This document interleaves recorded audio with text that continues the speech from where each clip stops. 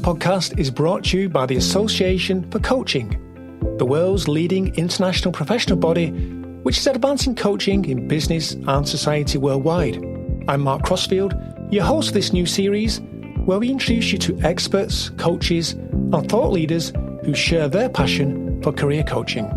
Our aim is to provide a comprehensive and informative resource for career coaches at all stages of their careers, offering valuable insights and practical advice from experienced professionals in the industry. Each week, I meet with a coaching expert and we explore an important aspect of career coaching. Hello and welcome to another episode exploring the world of career coaching. In today's conversation, my guest is Liane Hambly, and we're talking about professional development and continuing education for career coaches. Liane is a highly respected consultant, author and trainer with over 30 years of experience in career development. Liane has trained over 18,000 practitioners worldwide and is a lead trainer for the Career Development Institute. In recognition of her contribution to the field, she was awarded a fellowship in 2021. Liane is the co-author of the best-selling book Creative Career Coaching, and she is an expert in career theory, creative coaching techniques, and motivational theory and practice, among other areas of expertise. I'm delighted to be speaking with Liane today, so let's meet Liane Hambly. Liane, welcome to the podcast. Hi Mark, I'm just delighted to be here, so thank you for inviting me. Yeah, I'm so glad to be talking with you today because we're discussing professional development and continuing education for career coaches.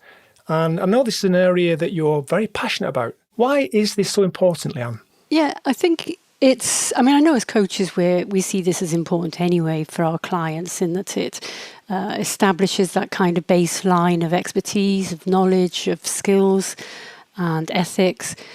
In career coaching in particular, which is what I'll focus on, I think it's often very much misunderstood.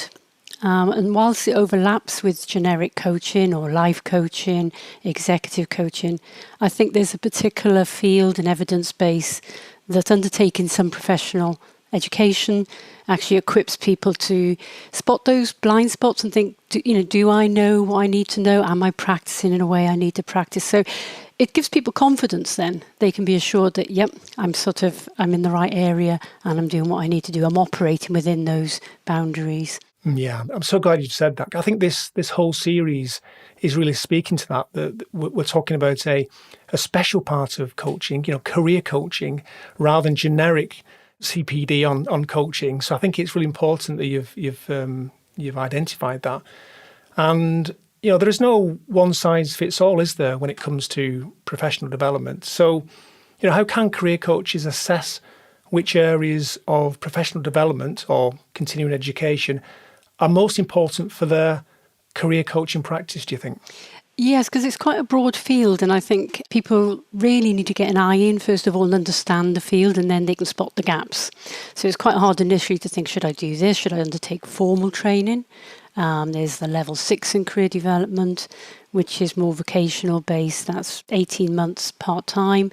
There's the level 7 at university, 1 year full-time. And it's working out, do I want to do the formal route, or are there gaps that I can just do shorter learning? And it depends on the learning style as well, doesn't it? So some people like courses, other people like independent study. But the first thing is to get your eye in and understand the field and think, okay, where might my gaps lie?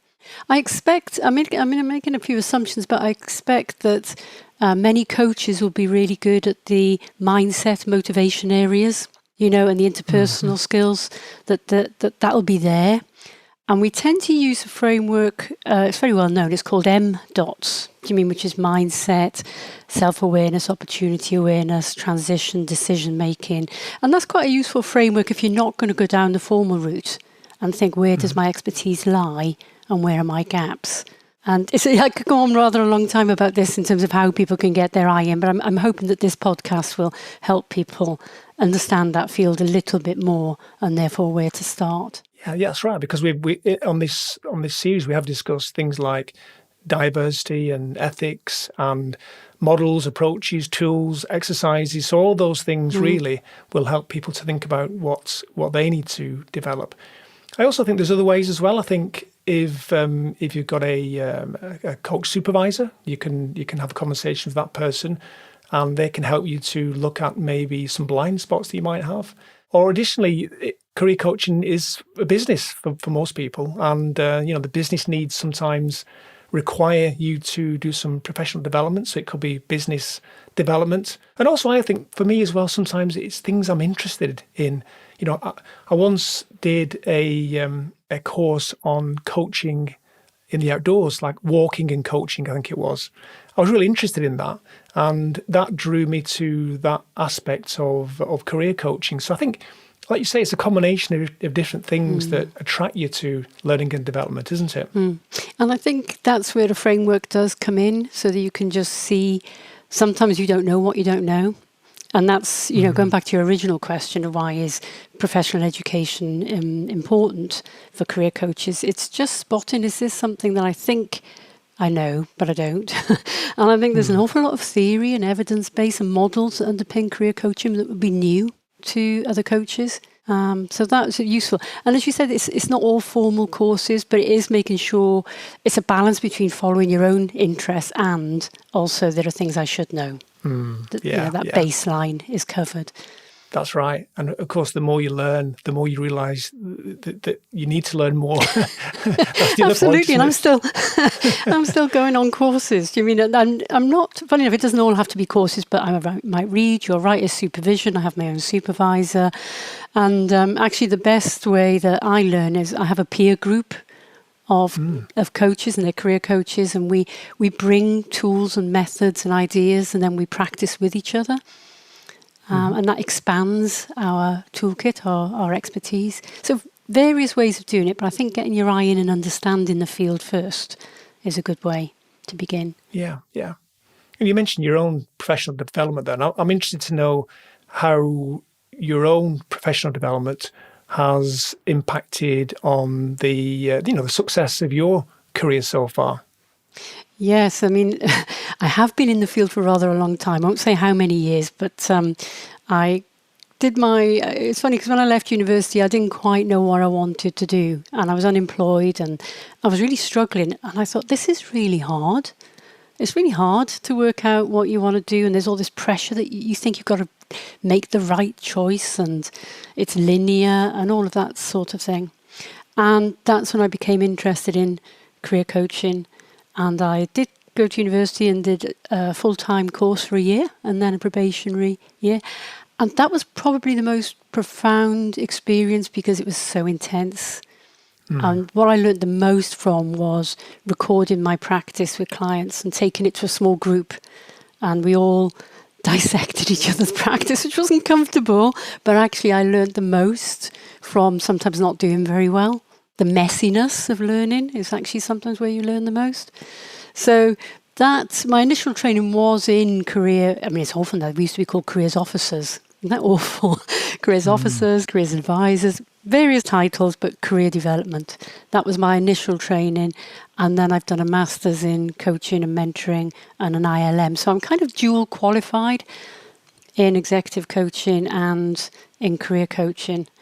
And that's helped me to sort of understand the relationship between the two.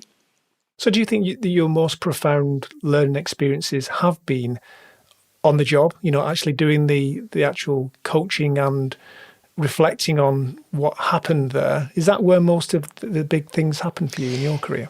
They do. It is working with other professionals. It's like almost combining it, but other people sort of giving me feedback. So whether it was in my initial training course or I had a brilliant training supervisor who actually, and I tell people this all the time, failed my first assessment.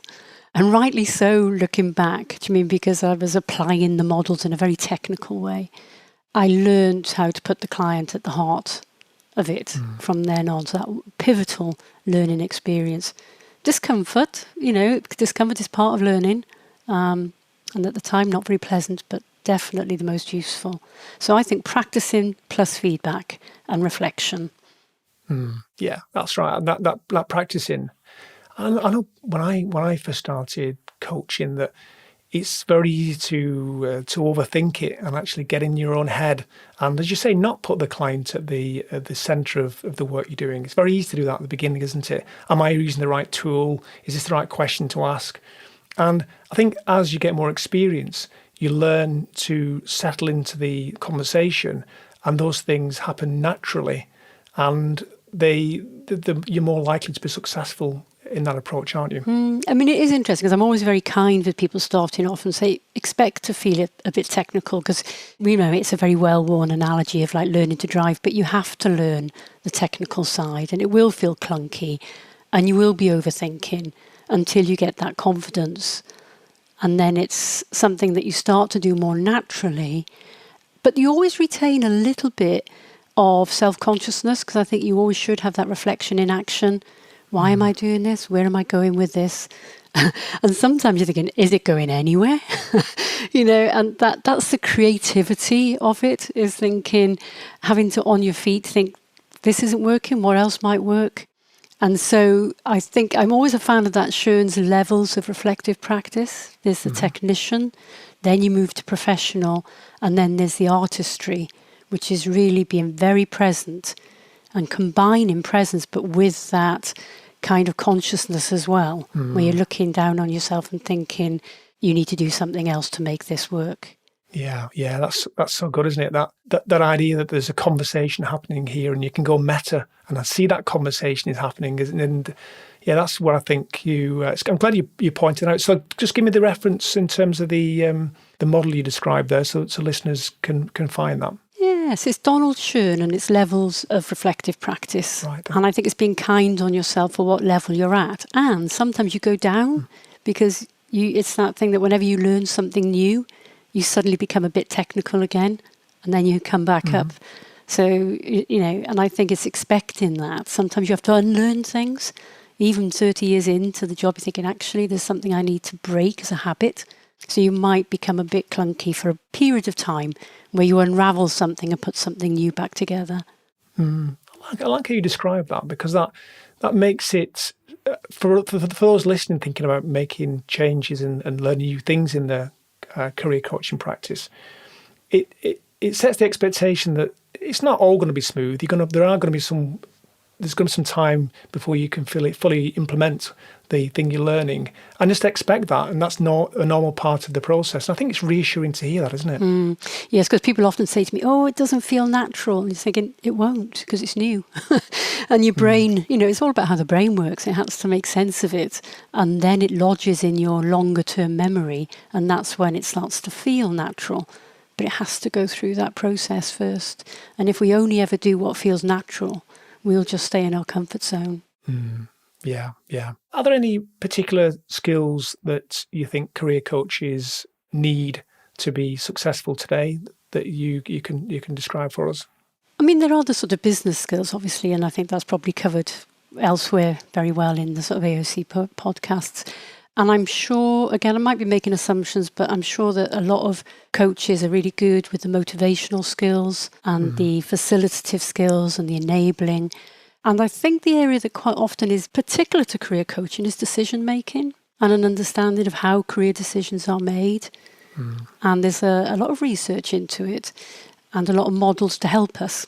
So I think knowing that the pros and the cons isn't that effective on its own, for example, and knowing that there is no right decision-making style, that you help your clients understand their decision-making approach, and you have at your disposal alternatives to help them refine and strengthen their decision-making skills. And I think that's a particular area that career coaches really hone in on. Yeah, I agree, actually. I think career coaches become very good at helping their clients to have more self-knowledge and to understand themselves better. But I often think that, and often that is how they get into the industry in the first place, by the way, by being good at that and having those skills.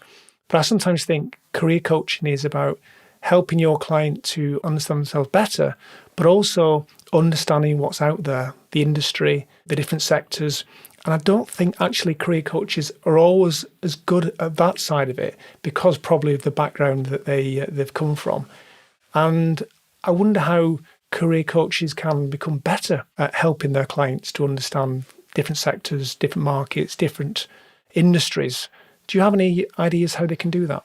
Yes, I think you're right there. So, and I mentioned very quickly early on a model called M-DOTS, and the M being the mindset and the motivation. And what you've just pointed out there is that the S of M-DOTS, and this was work of Bill Law, the S is the self-awareness, where the coaches are also very strong. But it's the O, which is the opportunity awareness, and the D, decision making, and then the T, which is the transition, which tends to be something that coaches coming into career coaching need to work on. So those three areas. So you've just highlighted the O area, that opportunity awareness area. And there's also a bit of a myth that we know everything. And I think that's quite dangerous. So what you need as a career coach is to know where to look, how to help your client do the research, where are the valid sites, where are the most useful sites. There are some really easy starting points, such as National Career Service, that site.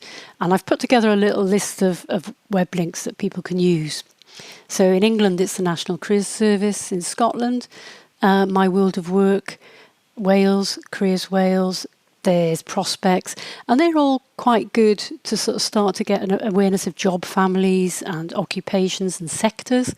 Globally, I tend to then look for trends from the World Economic Forum. Quite a few good videos on the fourth and the fifth industrial revolution and what that means.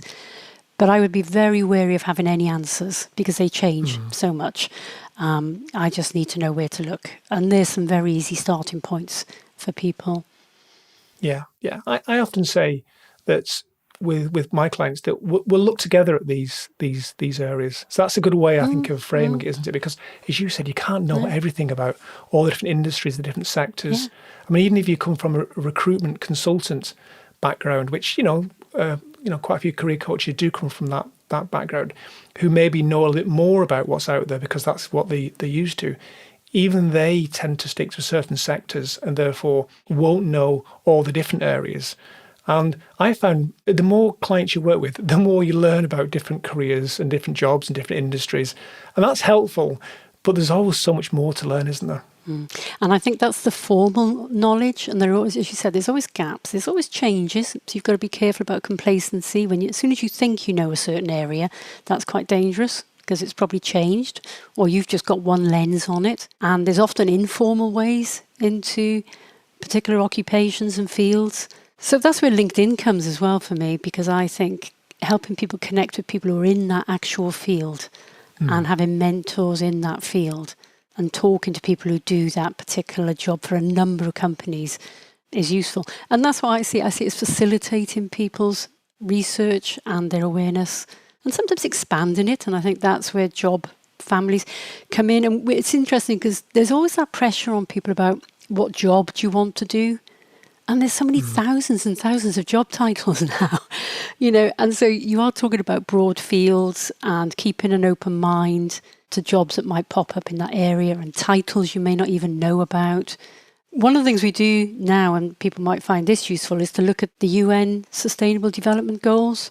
Oh, yeah. And what we say is not so much what job do you want to do, but when you look around you, what challenges do you see in the world? What problems would you like to solve? And to look for purpose and meaning in your career quest as well.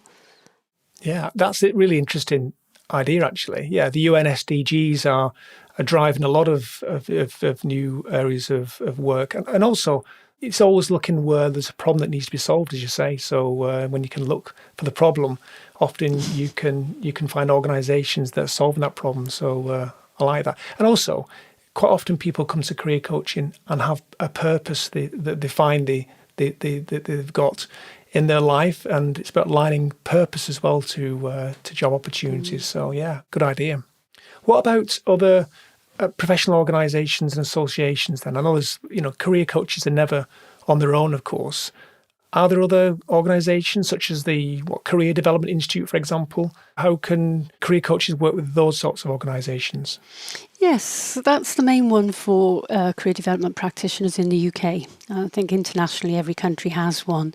So I'm a member of that, and I know that career coaches who may not actually have a formal career development qualification can join as individual members. I use it a lot for networking and for a forum, for support. So I belong to communities of practice. The main community of practice I belong to is private practitioners. We have a mixture of people in there from different backgrounds. The webinars, free webinars, very similar to the AOC, having those resources. And indeed, when you said about keeping up to date, I get completely overwhelmed, this field. There are reports coming out, there's sort of research coming out. And so I need somebody who will do the heavy work for me. And they'll read all that research and put it into a digest. And then it comes through to my email and I can just decide, is that something worth reading or not? That helps me no end. That's very useful, isn't it? Because, like you say, there is so much information to try and digest that it's mind-boggling, isn't it? Where you begin. So they do that for you. That's really good, actually. I think otherwise I've just get that. What clients get, they get cognitive overload, don't they? Yeah, that's right. And I think that's the problem. We know there's so much information out there. It's actually helping people navigate it and not become overwhelmed. So somebody giving it to me in bite-sized chunks really helps.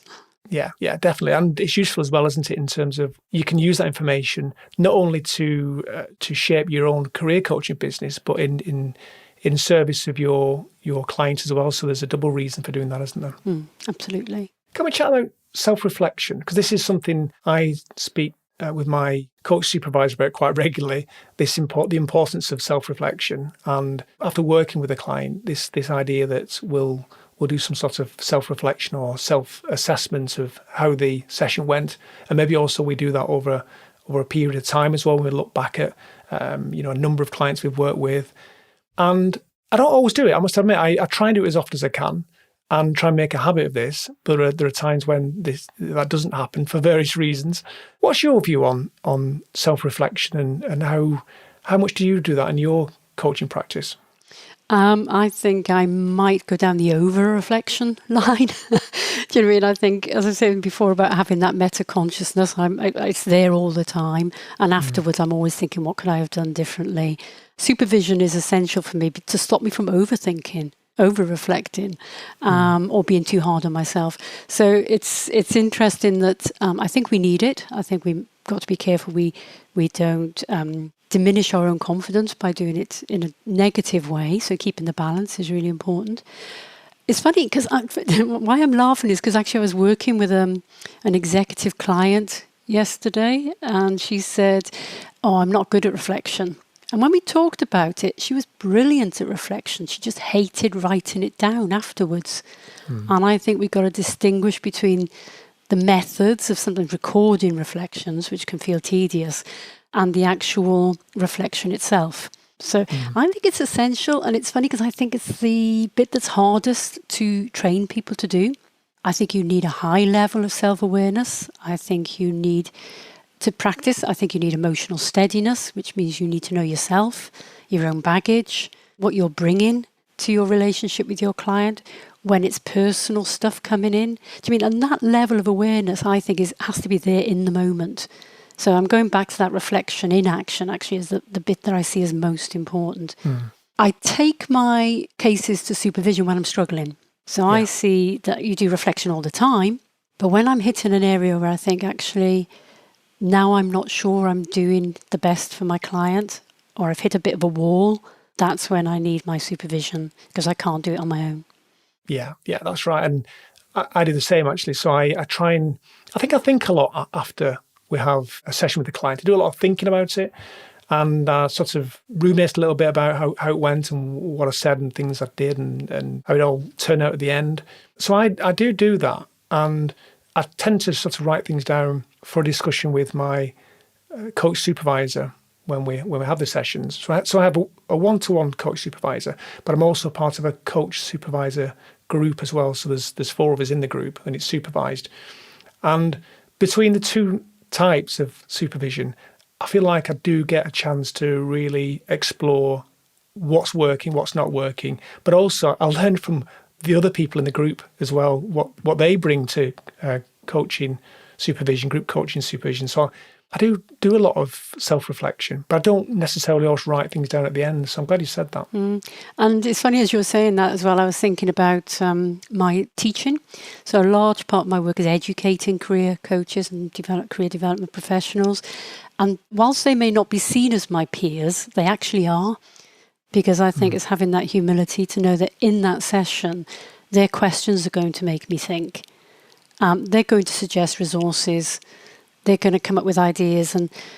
And when I'm assessing, I also assess as well as supervise. So people undertaking qualifications. And I'm watching, I'm thinking, I wouldn't do that. But hang on, is it working? Just because I wouldn't do it that way doesn't mean it's right. And I think there's got to be that humility when you're in that educator role, that you're watching something that actually might teach you something. And it often does. So I learn from my clients, I learn from my students, and I learn from my supervisor. And my peers. And I think they all bring something very, very different in a very different way. But that means I'm never bored. Because I'm very honest with people that, I will go away from a session with a client and think, I'm really not sure what happened there. Did I do that right? What else could I have done? That's good, I think. It is good. And one of the things I've taken to supervision is that for your client to have had a really good coaching session with you and for it to be effective for them, you don't have to feel like it's been effective. So in other words, sometimes you get the vibe from the client that's going really well, you're bonding really well, and that, they give you some really good feedback. Oh, this has been a great session. You walk away from the session feeling quite good, naturally. But there are those clients that actually don't get that sort of feedback from. But that doesn't mean that you've not been successful, in inverted commas, and they've not found that session very helpful. So it took a while for me to realize that. And the reason that I know that happens is because quite often you'll think you've not had good coaching sessions with a client, but then they book more sessions with you, or they write you a great testimonial or recommend you to other people. So it's not always reliable, is it, to follow your own feelings about how you're performing in the session? I think it's such a good point because, again, going back to my very first trainer supervisor who failed my assessment, I remember him saying, you're not there to make them like you. Now, it's great if there is a rapport, but sometimes they might go out with a question mark or a frown, and you could interpret that frown as it didn't work well. But they might be thinking, and something might have shifted inside, and they have to go home and process that. And you don't know what's gone on. And I thought that was brilliant because I think sometimes when we're evaluating the impact of what we do, it's what are we evaluating? Are we evaluating when they like me? Or are we actually evaluating the impact? Have they learned something? Has it changed how they feel about themselves, their behaviour? Has it increased their chances? And just as for me, where learning is sometimes uncomfortable, growth and learning for them might be too. And as a coach, I can feel anxious by watching their face and seeing the emotions they're going through. But they may need to go through healthy confusion, healthy uncertainty. And I've got to watch my desire to rescue because that's about me. That's about me being liked, about me feeling good. And I've got to sometimes, I think one of the biggest challenges for me actually, and I did some training in motivational interviewing, which is staying with discomfort and staying with uncertainty and allowing your client to stay with discomfort and uncertainty. Checking in with them, so being honest with them that that's what you're doing. So I think transparency helps with those uncomfortable times, but explaining why it might be useful. That's good, isn't it? Because quite often we're trying to make our clients feel not only get to a better place in their career, but in the actual coaching session, we want them to feel like they're making progress in the minute, and that often can be quite. It can be geared towards making them feel good in the moment as well, and that's not always in service of what they're looking for, is it? No, absolutely. And I think that for me, I've got this phrase which is say what you sense. So if you sense discomfort, then say it. Say, look, I'm wondering whether what we're doing here is leading to a bit of discomfort or an increase in uncertainty, and allow them to respond, and then just talk about why that might actually, is it useful or not? Is it going to help them grow? Or is it too much where they panic? So again, you can tell I'm a fan of Donald Cherny. He talked about the high ground of certainty, the swampy lowlands of uncertainty, and growth as being in the middle. And you don't want to be in the comfort zone of the high ground, and you don't want to be in the absolute panic of the swamps. So you're helping your client sort of just be in the middle where they've got enough comfort or certainty or confidence to be able to manage the uncertainty and the discomfort that new learning brings. I like that. Just keeping them in that middle spot there just really helps, doesn't it? I think sometimes as well, you mentioned about, if you get the impulse to ask a question. I know sometimes when I get an impulse to ask a question, sometimes it's because there's a reason that question is important at that particular moment. And as the conversation goes on, quite often that question becomes less relevant, but I still sense that I want to ask the question. And this is where getting a bit more meta is important, isn't it? You've got to sort of like say, is that question still in service of the conversation? Even though I wanted to ask it back there, I don't think I should ask it now because it's not going to serve the client. And so you do have to have that sort of a meta view, don't you? And impulse is a really important way to guide your questioning, but you have to stay meta as well, don't you? Yeah, I think it's a really good point, because I think there's a real role for intuition in practice, but you've got to know the difference between what is just a bias and your own habits and what actually is what I call informed intuition. And that's where the self-reflection comes in. You check yourself. Is this just my habit? Or this question that's occurring to me, let's go with it and see where it leads. But I've got to be careful. I'll just keep my eye on it to see why, where it goes and why I'm doing it. But it's clever stuff, this, isn't it? Do you know what I mean? This is why coaching is just, I just think it's such a high level skill.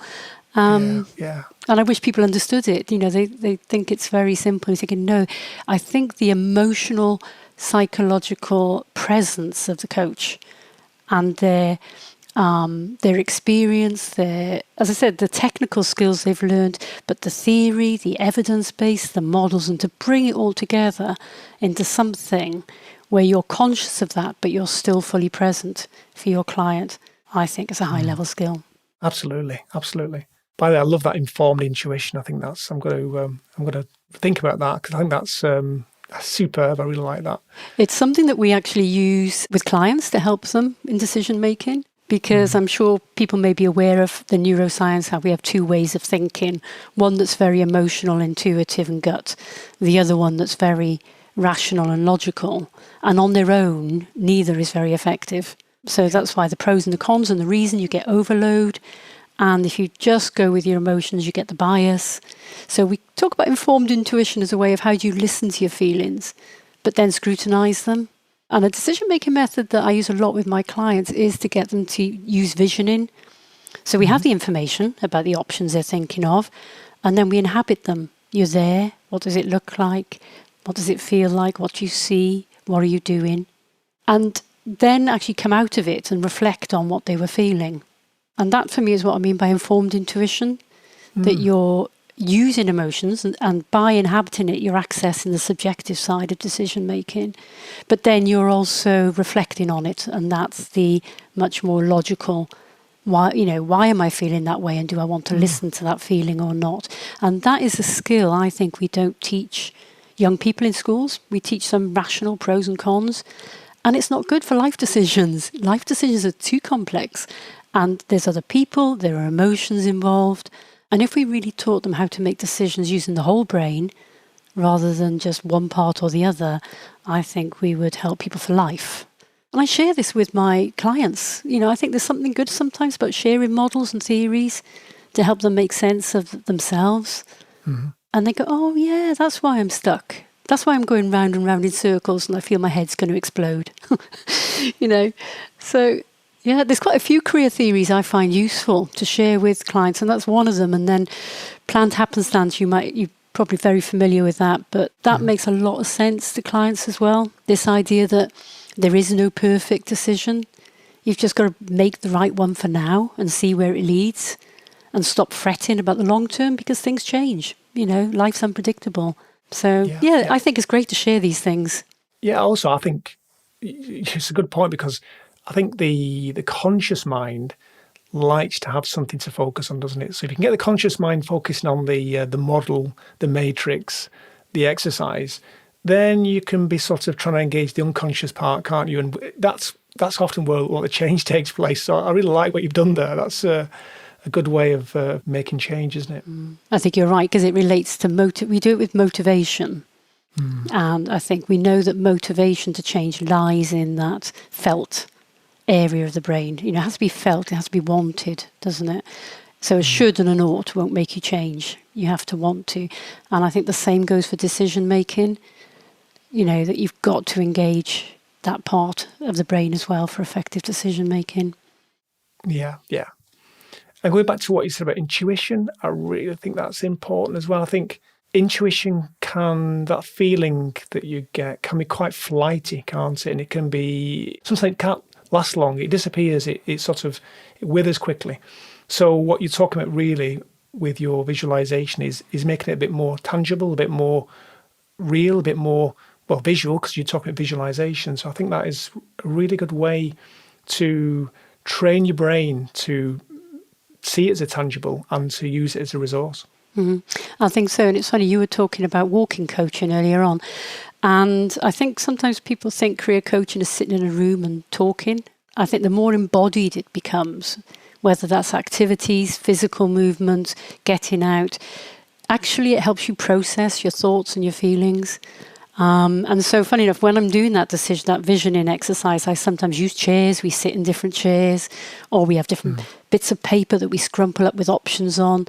And it's amazing that once you make something more physical, the deeper response and the deeper thinking that you get. So I think multi-sensory approaches, and it comes back to that contracting with your client about being clear with them about different ways of working, finding out their preferences, and how willing they are to do those kind of things. Yeah, I totally agree. I mean, it became harder during the pandemic, but I think before and since then, there's opportunity for you to experiment with these things, isn't it? Try them out. If you can use physical exercises and they work with your clients, then great. So be open and curious. And I think this is looping back to your first question about the importance of professional education. Safe spaces where you can experiment and play with your peers, formally or informally, where you try these things out. Have fun. I think education should be fun. Yeah, absolutely. I'd like to loop back a little bit to the professional development discussion, and particularly in terms of how career coaches can create their own personalised professional development plans. So I suppose how can they formalise their learning and their development? Because often this is a good way to ensure that it's completed, that it's written down, you've got a plan, you stick to the plan, and then you reflect on your professional development. Are there any tips you can give for listeners to ensure that their professional development does happen when it should happen? Yeah, I mean, of course, I'm going to say supervision is great for that because you have some accountability or peer supervision. But it's got to come out of your head, hasn't it? Because while you intend to do something, you think about it. And if you haven't written it down, if you haven't formalised it, it probably won't happen. So that's the importance of that. And there's a particular activity that I use with my clients and myself, and it's called backward action planning. Because sometimes action planning can feel a bit deadly. You set a goal, you do your SMART action points. I don't know whether when people hear the word action planning, they go, big sigh, But actually, it's a bit more sports psychology where you vision where you want to be. You say, okay, where do I want my practice to be? What do I want it to look like? And that's where getting your eye in is to the career development field. What is best practice out there? What's regarded as best practice? The research, the evidence, what is it saying? And then taking that personally, how do I want that to look for me? Imagining it, and then being there and thinking, okay, imagine you're there, and then you backward action plan. How did you get there? What challenges did you overcome? What support did you need? And I love post-it notes where you put every action point on a post-it note. you end up with loads, and that's the problem. It can be overwhelming. So then you just take the first 2. Do you mean that you want to do, that feel feasible, and you stick those post-it notes above your laptop or your computer, and they're there as a reminder of the action that you're going to take. And they're the ones that have to be smart. The other ones may or may not happen, but just take the first 2. And I find that injects a certain bit of energy, because it's like you've got to want to do it. So if you use all the senses to imagine the difference this would make to your practice if you achieved this, that increases the desire to take that action. And bite-sized chunks. It's small, 2 steps. Yeah, but working back from working backwards is a good way, isn't it, of keeping you focused on where you want to get at the end, but making it meaningful now in terms of a couple of things that you can do in terms of your professional development. So I think that's a great idea. And actually, you just made me think, because sometimes that can seem quite far away. So you might have different, almost like the hills of a mountain, isn't it? You must say, well, let's just go to the first foothill. What would that look like? So if it feels overwhelming, we get people to break it into even smaller visions, if you like. And you've got to want to do it, haven't you? Action, if it's something, that would be interesting. So I often say to people, when you look at those action steps, which ones are you drawn to? Which ones do you think, I want to do that? Because that's how you get the ball rolling. Yeah, you're right. If you're interested in doing it, you're much more likely to do it, aren't you? And there are some things, of course, that probably a bit more mandatory that you will need to do. But otherwise, most of us do have discretion over what we're going to choose to do with our professional development. So, yeah, that's exactly right. You mentioned some resources earlier on, and you have kindly sent a list of resources, which we'll put in the show notes. So thank you very much for sending those. Are there any particular resources on that list that you want to highlight now for our listeners? Yeah, I think at the beginning I talked about informal ways just to get your eye in. And there are quite a few, on that list, there are quite a few videos that people can watch. There are some websites. So if you really love the career theory and you want a website, it's free. There's one by Mark, M-A-R-C-R, and he goes through every career theory in a really accessible way and gives further links. So that's a really good website. If you prefer videos, I've got 2 videos on modern career theory and traditional career theory, and I've given that link. So you can go to my website, which is creativecareercoaching.org. And in the blog area, it's How Did I End Up Here? Because that really is what career theory is about, is how do people end up doing what they end up doing? So there's a few things like that. Books, I've got a few books on there, and I've tried to choose books which cover both the theory, the practice, the models. They almost like have everything in one book. Some books are just the practice, other books are just the theory. So there's 3 on there. And mine is there, obviously, which is Hambly and Bomford, Creative Career Coaching, Theory into Practice. There's a great one by Jennifer Kidd, Understanding Career Counselling, and Hazel Reed, Introduction to Career Counselling and Coaching.